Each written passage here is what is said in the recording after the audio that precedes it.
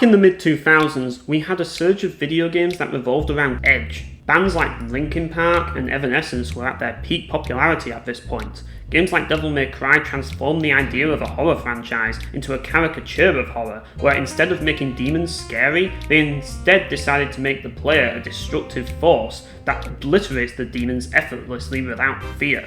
While this concept wasn't new and was done previously in games like Doom, Devil May Cry's rebellious, over-the-top nature, combined with the protagonist donning an outfit that you would associate with Hot Topic, blended in perfectly with the gothic horror atmosphere, causing the game to garner much success as a result. The result of this led game developers to chase this trend, and to varying results.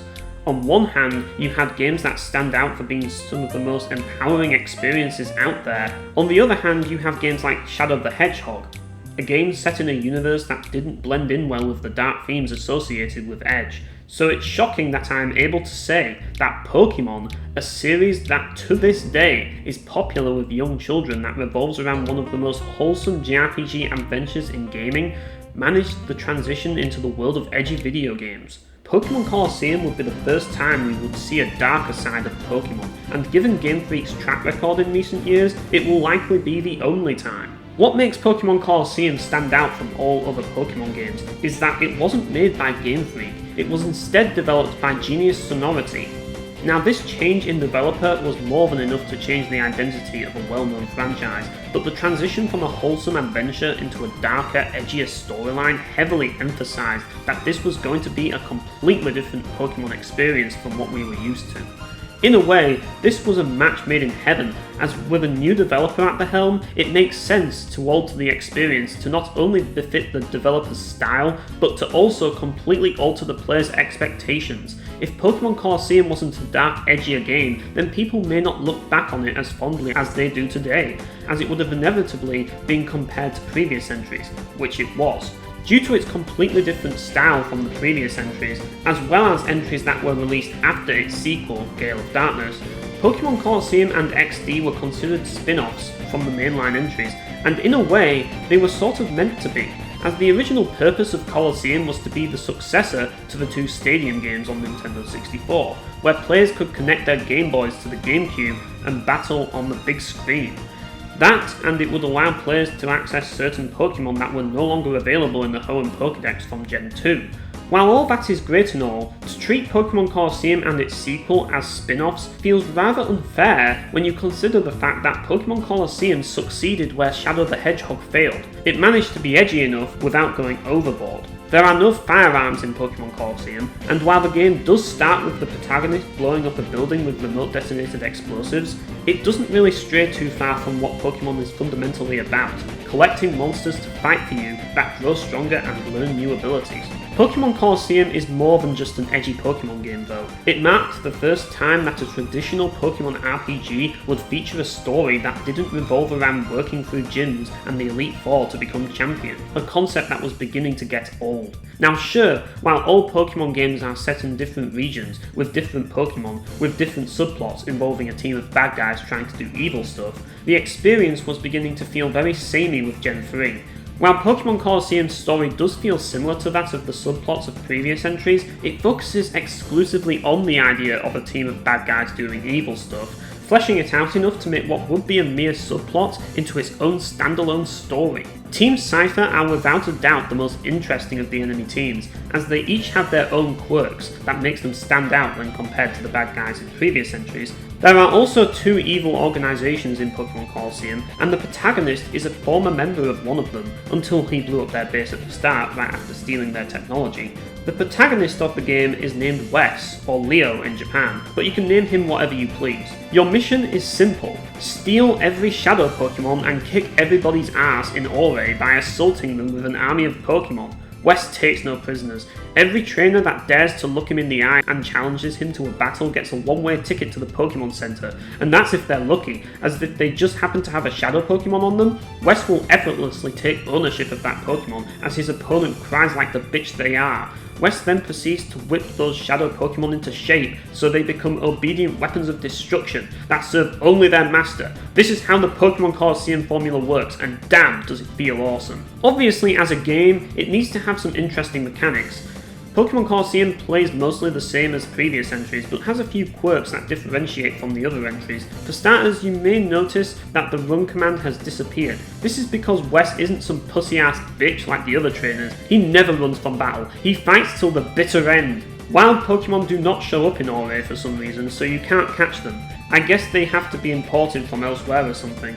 Regardless, none of these things matter if you're a renegade, and that is exactly what Wes is. The only way to get access to new Pokemon in Pokemon Colosseum is to steal them from other trainers, and while Wes is perfectly capable of stealing non-Shadow Pokemon, he refuses to do so because they are weak and aren't cool enough to have the privilege of serving him.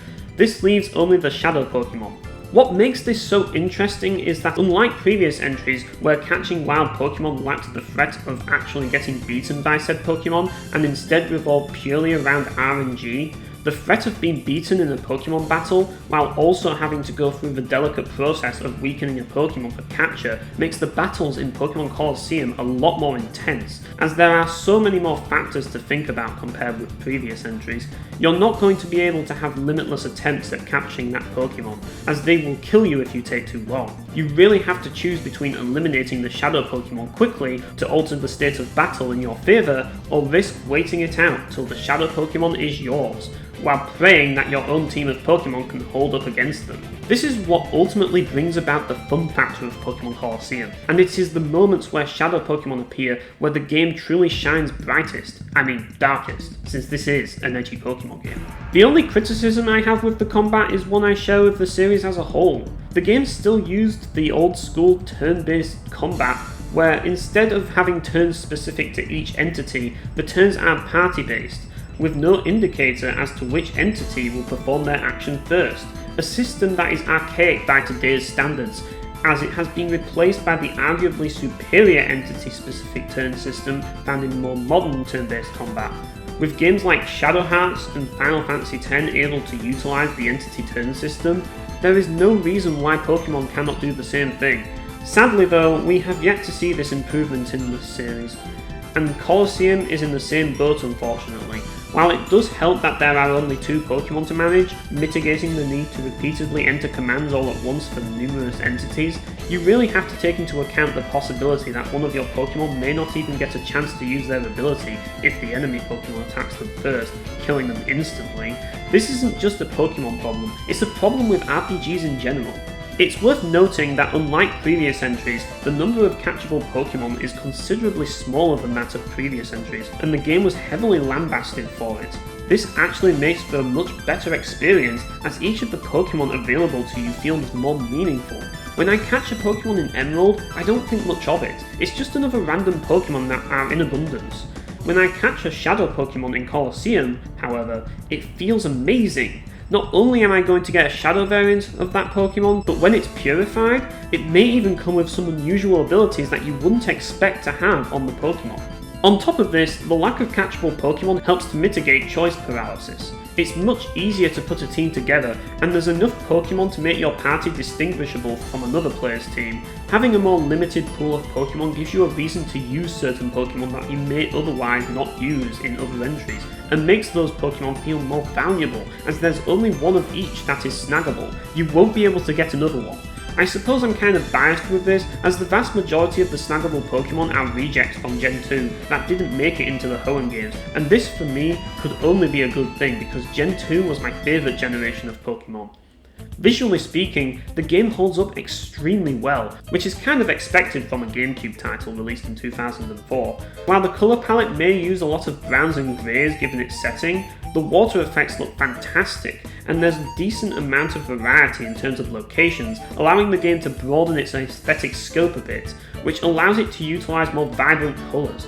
Pokemon Colosseum's world may represent the underbelly of society, but it doesn't shy away from the glitz and the glamour that comes with it, taking centre stage whenever it can, to keep things from becoming stagnant. The Pokemon models are nice too, though many of them were taken right out of Pokemon Stadium 2.